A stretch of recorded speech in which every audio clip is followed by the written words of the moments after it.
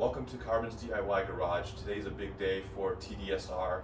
That doesn't sound right, the name of this Jeep. I've been waiting for about a year to get to this point to where we're going to replace the actual suspension, the shocks and springs on this Jeep. So this video is going to show you how I do that. So one of the first things that I did before I even get started with any taking off tires or anything else is put tape on the side, the rear bumper and the front bumper. Made pencil marks on where I want to measure from, because the whole point of this is to see what lift you get out of it. Now this Jeep already has a lift. It's a 2-inch spacer lift, and I'm just going to 2.5-inch suspension lift.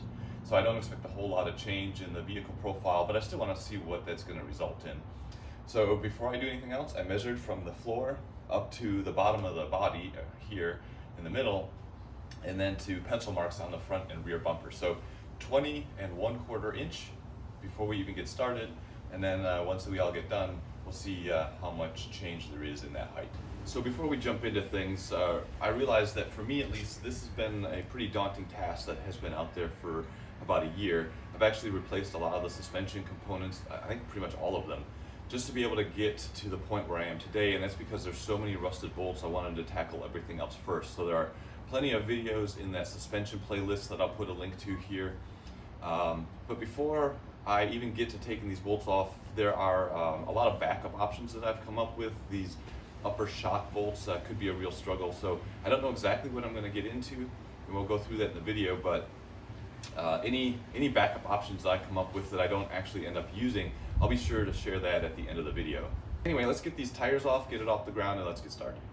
So working on the front of the Jeep, you can tell I've already got the wheels off, and I've got it jacked up underneath the frame with some nice jack stands. I didn't show you that because I assume you know how to do that. If you don't know how to do that, then this project's probably not quite ready for you to tackle.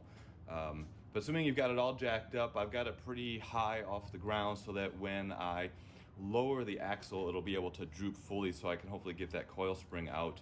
And you can see that I've got the jack underneath the axle. It's actually lifting the axle up a bit to relieve some of the tension on the shock tower, so that when I go to remove that, it's not just totally bound up in there. So the first part is going to be removing the sway bar links, which I've recently replaced, so those should come out pretty easily. Then removing the shock tower, and then or the shock, and then removing the coil spring, and then putting everything back. Using the instructions from Rough Country, they would have you come in through this hole with a deep socket in the body, but that requires removing, I don't know if it's a fuse block or something from the engine compartment, maybe the air cleaner, I'm not sure, to be able to do that. There's plenty of clearance here if you have a open-ended wrench, a crescent wrench, a ratcheting box wrench like I'm going to use. So we're going to come at it from the side. I've been spraying all these front suspension bolts and nuts with PB Blaster for the last week. Hopefully that has loosened things up a little bit. I fully expect that the shaft here on the strut, or on the shock, is going to rotate when I try to loosen the nut. So I'm going to have to grab on down here to the shaft if I can to prevent it from rotating, and it's going to be an adventure. Let's see what happens. So I've got my 15mm wrench here, and I'm going to hold on to the top of the shock, and we'll see what happens. And it actually came loose. Win on that one, I guess.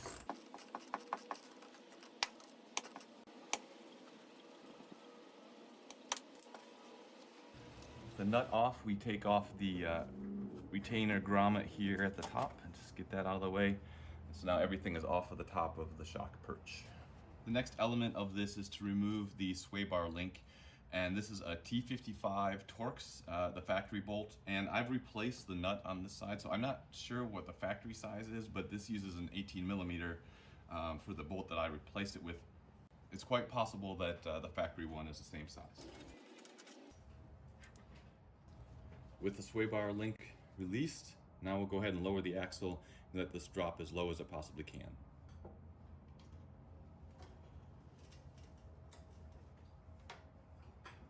On these lower shock bolts, they're really rusted in place for one thing. It's a 13mm on the top and on the bottom. There's actually a nut on the bottom. And if you're lucky, you'll be able to break it loose.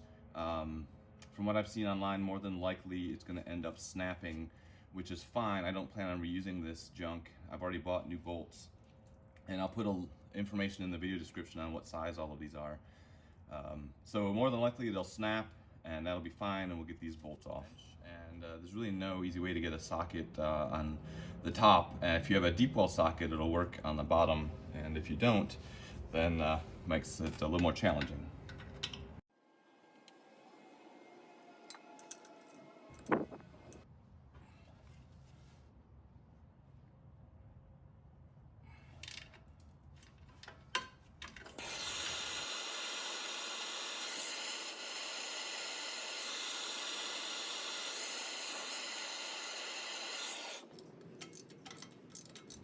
To try to get some more room to work on these lower shock bolts that aren't really cooperating, I'm going to remove the spring retainer and then get rid of the coil spring to just give me some more room. So this is a 13mm socket, and I'm just working it back and forth to get it to come loose. Trying not to snap it. With that spring retainer off, I'm going to try to get the coil spring out without having to use spring compressor.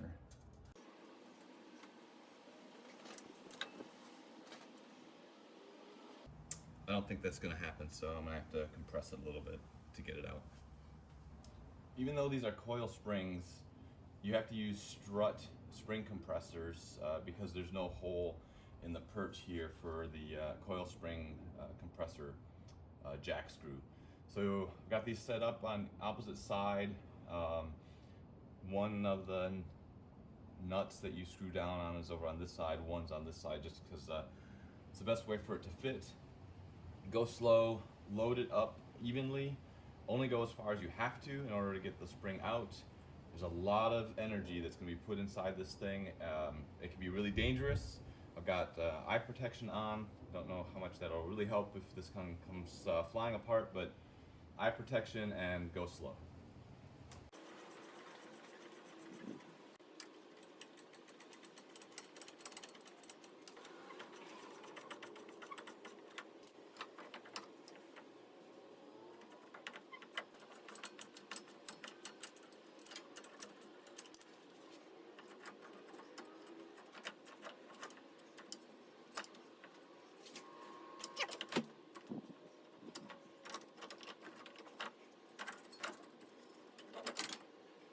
Now that I've got the spring out and safely off to the side, very gently and carefully removed the spring compressors, that's done.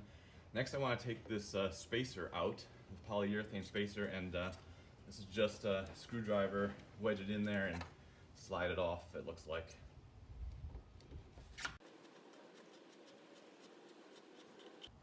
Alright, so there's the spacer that was on there. Pull that off, and next get this shock out of here. So I'm tired of messing around. I'm just gonna get out the grinder.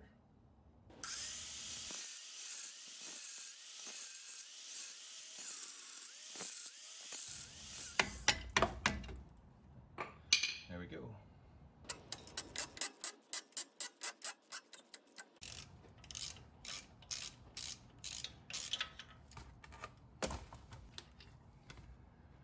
So I actually found a combination of wrenches that got the nut and bolt off on the forward side of this, because really there's no easy way to get a grinder in here, so I'm glad I could work this out. I had a 1/2-inch impact socket on some extensions on the bottom, because that's really in place of a deep well, because I don't have a deep 1/2-inch socket. And then I had a 1/2-inch spark plug socket, because it's basically another deep 1/2-inch socket on a universal on my ratchet, and that let me get it in here because it's tight, and then also have a way to hold it because I don't have 3 hands. So that held it tight, and then I was able to go with the nut on the bottom, get it loose, and it came out. So that worked for me. All right, the top nut is removed. The 2 bolts holding it at the bottom are removed. So now we just need to compress the shock a little bit and pull it out. And the shock is out. So now everything here is open and free, and you can go ahead and put the new shock and spring into this side, get this side closed up, and do the same thing on the other side. Before I start putting hardware back in, one thing I'm going to do is run my M8 by 1.25 tap through the one place up front where the threads are in the bracket or in the frame. Clean that out so that the new bolt runs in smoothly. All right, well, the good news is I did finally get the new coil spring in. It took me a long time, and I want to share my tips with you so that it doesn't take nearly as long for you. First, I disconnected the sway bar link on the other side, so both of them are disconnected. I spread the compressors out as far as they could go and actually threaded halfway out through this end so I could get as many coils in there as I could. And then I had to compress it pretty much so that these coil spaces were almost touching this pin. So it was compressed really tightly. And then I had to have a helper come out and really push down on the axle to get as much flex as possible so I could get the spring up in there. This spring is pretty large, and it definitely needs some encouragement to get up in there. So now I'm just going to slowly remove the spring compressors, make sure the spring is seated properly so that the pigtail at the bottom is in the little cutout for it, and then we'll keep moving forward. Another lesson while I'm in here, I'm using the open-ended wrench. I forgot my lesson from when I took the bumper cover off of this Jeep. If you use the ratcheting closed box wrench, it will get caught up against the coil, and then it's ratcheted to go one way. So I had to really struggle. I again had to struggle to get it back out. So if you can't use a socket because it's so tight right now, use the open-ended wrench. I was also able to use a socket for some of this as well. All right, I've got my spring installed, so now the spring retainer with the new bolt. It's M8 by 1.25 by 20 or 25, I think. All right, here's the new front shock, rough country shock. Obviously this goes on the bottom, this goes on the top, just like what you took off. Comes with all the hardware you need, so you've got the, we'll call it a washer, and then the rubber bushing, and then that goes up into the Jeep, and then you've got the Jeep frame, and then another rubber bushing, and the small diameter goes down into the seat at the top on the Jeep, and then this washer again, and then the provided nut on the top, and then you torque it down. Also point out here on the top of the shock, this is actually a flat, and so you can get pliers or vice grips or something on the top of this and hold the shaft from spinning while you're using your box wrench to tighten that nut.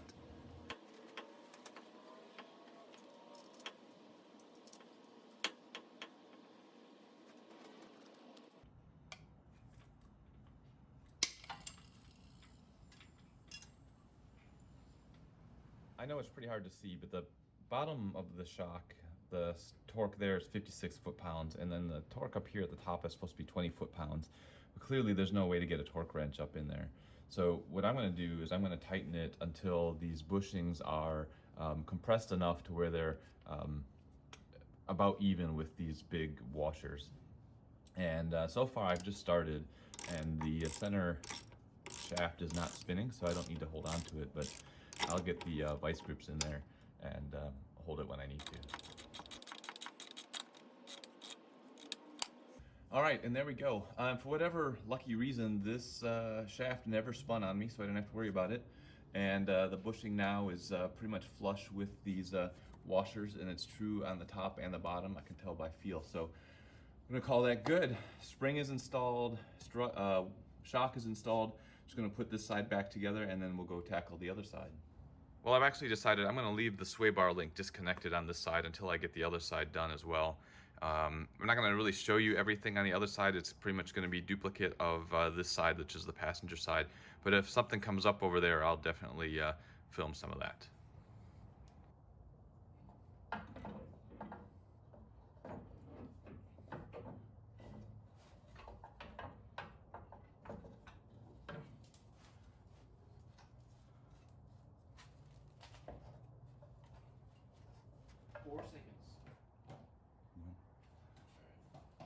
Thank you.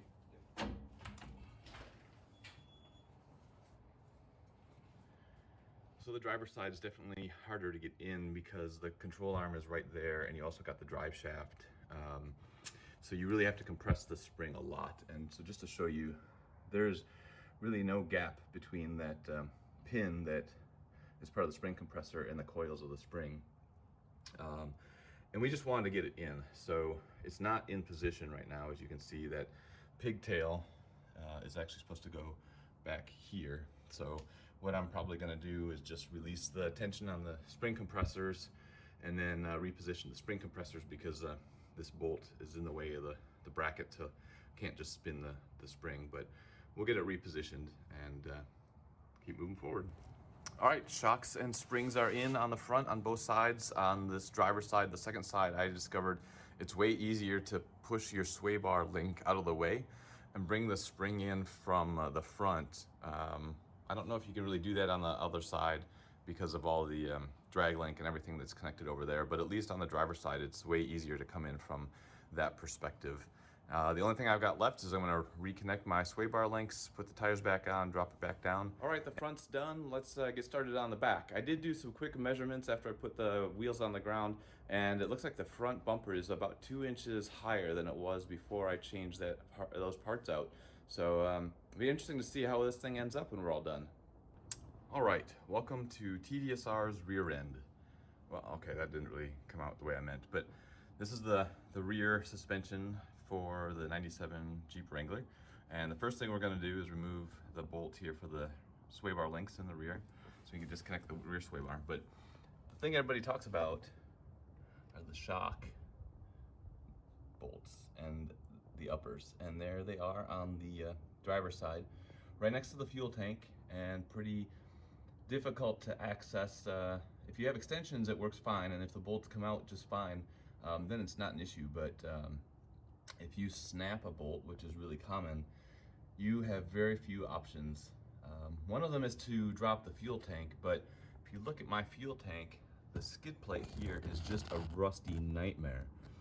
Yes, eventually I got to do something about that, but I do not want to do that today. So dropping the tank is not going to be an option. I have a couple of backup plans in my head, but we're just going to have to see how it goes. One thing I've been doing for the last week is putting PB Blaster on these bolts on both sides, but PB Blaster is liquid, and liquid, thanks to gravity, wants to come down. So I don't really think it's going to weep up into the threads very much at all. The other thing I did is I put my life on the line, and I don't really recommend this for everybody.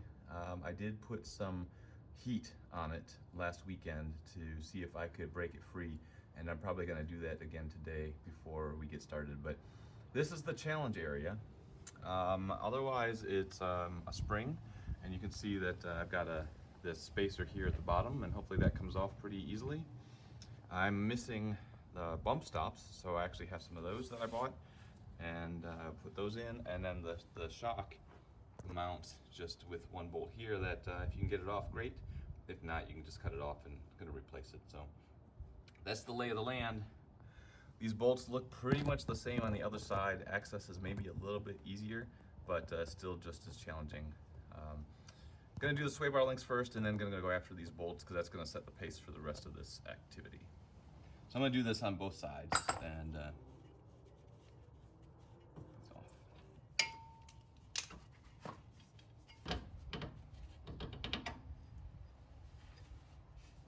Okay, I'm going to try to get some heat going on these bolts and see if that can help break them free.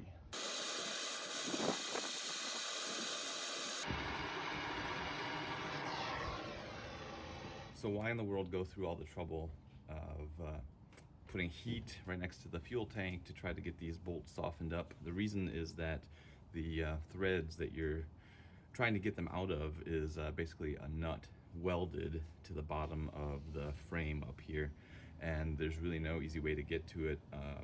Some people will lift the body a few inches to get to it. Some people will, like I said, drop the gas tank, but nothing is really that simple. And so I think your best bet is to go slow, try very carefully to get these bolts out. A lot of people have issues and they snap, and that's probably gonna happen here, but I'm gonna try my hardest.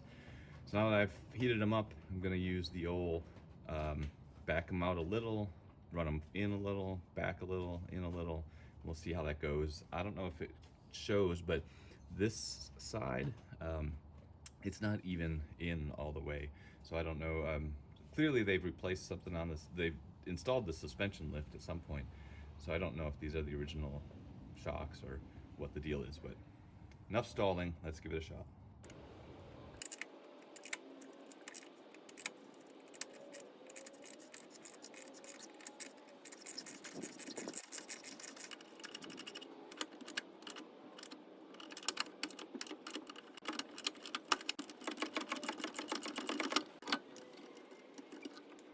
Well, I find that really hard to believe that both of them came unthreaded from the driver's side. 2 out of 4 down. Let's go over to the passenger side and see what we can do there.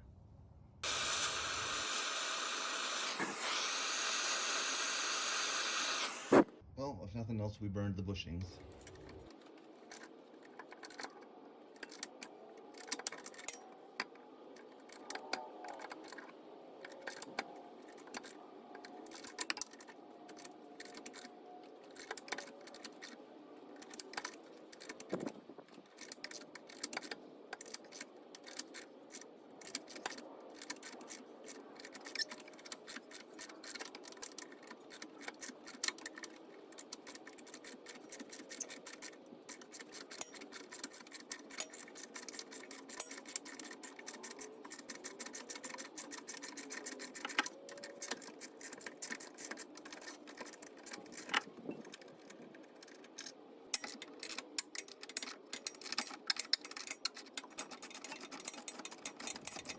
In a million years, I would have never guessed or taken a bet that all 4 of those bolts would have come out. Heat plus patience, very gently going out a little, back in, out a little, back in. Take your time. For me, that's all it took. They all 4 came out. I hope everybody else has the same success.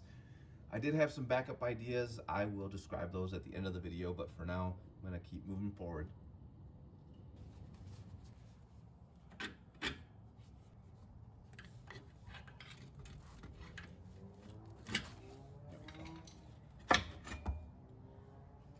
Our next task is to drop the jack and let this droop as far as it will go, keeping an eye on the differential vent tube.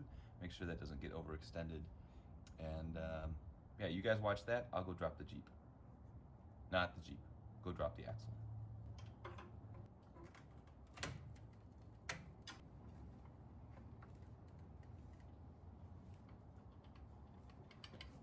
These are not going to come out on their own, so I'm going to have to use spring compressors on these also. So I want to show you guys this. For the spring compressors, there's really only one spot over here where on this side you can get it to go in, and this it's if you have where you put the socket up here at the top, and then you run the jack screw on the bottom, and there's this little cutout in the cup. And that's the perfect spot for the spring compressor, and I don't really think there's any other place to put it besides that.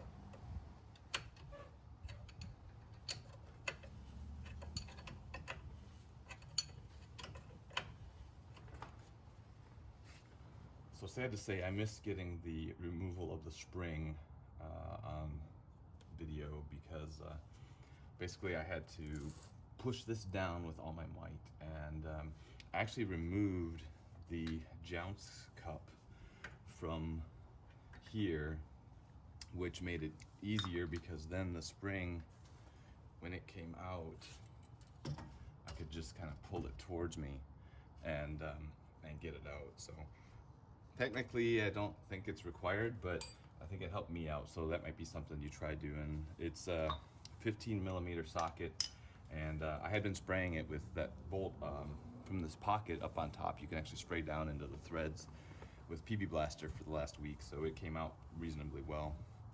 But got the spring out, so now we'll get that guy out. So before I go start putting anything back together, I am running a tap M8 by 1.25 through all 4 of the upper shock bolt, well, they're nuts. And then I also ran a M10 by 1.5 through the the nut where the jounce cup bolt goes. And I also ran chased the threads on that bolt with a die as well, so I'm going to reuse that bolt. But hopefully this will help the bolts come out easier if I ever have to do this again. The new spring is in. One thing to keep in mind is that this rubber isolator, at least on the driver's side, it came off when I took the jounce cup off. That also it has to go back in, so you've got to find a way to get the spring compressed small enough to where you can get it up in there, but you've also got to get this rubber isolator on top, and it has to go in just the right spot as well. So it took a little bit of finagling and kind of sitting on the brake drum to get it to open up enough to where I could get the spring in there, but it's in there now. I'll take the spring compressors off and put the jounce cup and the new bump stop on.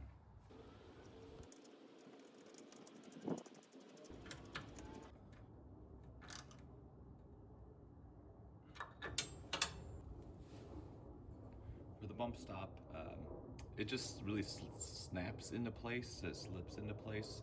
You just have to press it up in there. I put some red grease on it just to help it go up there a little bit easier.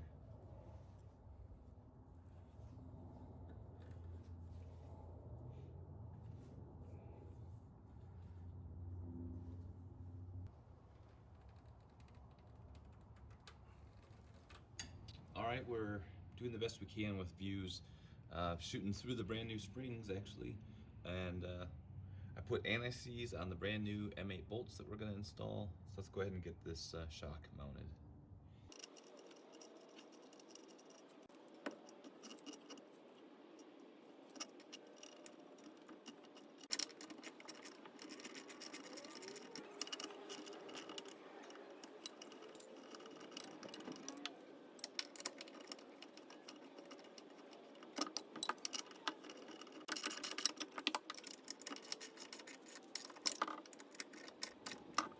I'm not gonna lie, I cut out a whole lot of time of me struggling to get the lower shock bolt in place.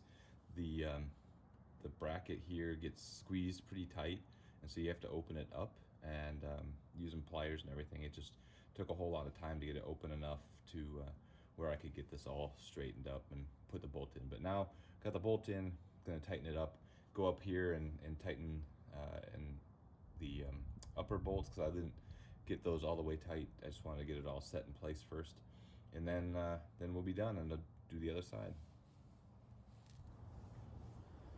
Well, I've got the rear sway bar links reinstalled, the tires are back on it, the Jeep's back on the ground, so this project is done.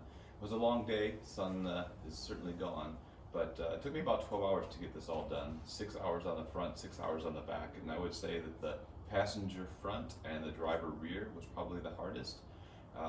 It had to do with the springs mostly and getting those to go in properly. The other sides were a little bit easier. I also took my time and wanted to make sure I tried to get some good footage for you guys as well. You know, I got lucky with the rear shock bolts. Those didn't seize up on me, they didn't snap. I told you I had some backup plans just in case, and I'm going to leave a link in the video description and then also up here to my backup option, which was going to be drilling through the frame and putting a half-inch bolt through the frame into the same area where the shock mounts underneath the body. And that seems to work out really well. People have had good luck with that, so that was going to be my fallback, but thankfully that wasn't required. I got some numbers for you because that's all that really matters.